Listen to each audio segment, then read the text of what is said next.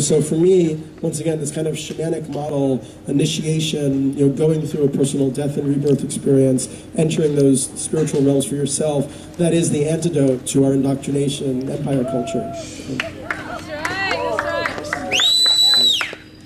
But I actually, think that there's a very good possibility that there could be legitimacy to this stuff. And the talk that Jamie is going to give tomorrow with Nassim Harameyn's work, Nassim was also in the film that we showed, the trailer.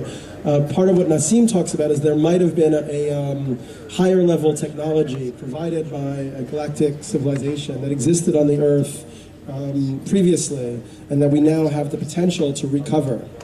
And Nassim looks at evidence for this, like you find in Egypt, 1,000-ton solid stone sculptures that have been moved hundreds of miles. Now, if you ask a contemporary engineer with all of our modern technology, okay, well, how would you move this 1,000-ton solid stone piece, even like 20 feet? He would be like, oh, it's not a big deal. We just cut it up, into little pieces, and we move it piece by piece. What's that? Yes, it's possible. Right. So there must have been a technology that's been lost on the planet that allowed for this kind of stuff to be moved. And it may have been a kind of anti-gravity technology or a psychic technology or a sound technology. And Nassim believes that there were actual literal devices, that maybe even the Egyptians had the last one, and that it was in the pyramid. It was kind of a power source for the pyramid. It was then stolen by Moses when he left Egypt, and it was the Ark of the Covenant. And he does all of this stuff comparing the Ark of the Covenant to folktales in Egypt, and then also what the Bible talks about in terms of the parting of the Red Seas. That could have actually been an anti-gravity beam that was shot by this device. And what's very interesting is if you read about the Ark of the Covenant, they talk about how it could only work if you were at a very high-grade initiatory consciousness. So Moses had been trained by the Pharaoh to be like one of the highest priests in Egypt. So he was able to make use of this device. When other people who were not trained came into the presence of the Ark of the Covenant, they would literally be fried. I mean, they would be blown up, basically. So this next level of consciousness might actually require a kind of threshold development. This next level of technology might require a kind of threshold development in human consciousness. And it may be that the U.S. government does have pieces of alien technology, things that they've been trying to reverse engineer. But to really, and if you read the stuff about the Montauk Project or the Philadelphia experiment, once again, there's a lot of smoke around that stuff. It's almost like at this sort of darker, grayer, more murky level of reality. But there seems to have been some attempts to use fear vibrations from children to tear holes in other dimensions, or use pieces of alien technology like chairs they recovered from alien spaceships to send people into the past or the future. But the results were apparently pretty bad, disastrous. So it might actually be that you have to be at a different level of consciousness to make use of this next level of technology.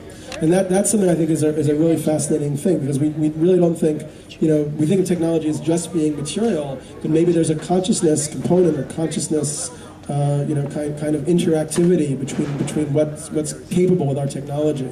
And then maybe that things like free energy, transportation, to the galaxy and all this stuff is available to us when we make this shift, partially out of dualistic thinking, partially, I think integrating the rational and the intuitive faculties. I mean, for me, my book, 2012, The Return of Quetzalcoatl, the subtitle mentions this Mayan or Aztec deity Quetzalcoatl, who's the feathered serpent or the plumed serpent. So what does that mean? For me, the Quetzalcoatl, as the feathered serpent, it's a kind of archetype or god form, and it represents integration. It's the bird and the snake meeting. So it's the feathers of the bird, it's the air, and the snake, the belly on the ground. So it's the meeting of heaven and earth, spirit and matter. It could also be the integration of the seemingly opposed knowledge systems, the Western scientific, materialist, rational knowledge system, and the shamanic, intuitive, mystical way of knowing and relating to the cosmos. And I think it's really as these two forms of knowledge systems kind of come together that this next level of consciousness is being formed. And that really could be what 2012 is all about. And if we can get through it, and survive and move towards not just sustainability, hopefully towards abundance, hopefully towards a flourishing planetary culture. Maybe these other forms of technology become available to us at that point. Thank you. Thank you. Maybe I have time for one question. Okay. I was wondering if Hollywood is a backup as an excuse for like Stargate, Star Wars communications, and when you talk like right now, they're full, and they say that you watch too much Stargate. Hollywood, you said? Hollywood, any kind of movie like that, is a backbone structure for like excuses. So Well, they it could. manipulate you, Okay. and then they go, but they have Stargates, right? So yeah, I mean, there's synchro-mysticism. There's a whole thing online looking at this evolution of kind of the concept of the Stargate and how it's been in all these different films. You know, I mean, as I said, I think it's a really complex evolutionary process. I like this concept of synchro-mysticism. It's an interesting one, that it's like this, there's a kind of underlying sentience, kind of this higher level of consciousness, which is organizing the material realm and temporality towards this kind of evolutionary purpose. And the Hollywood films are one way of kind of building that, bridge to these other concepts.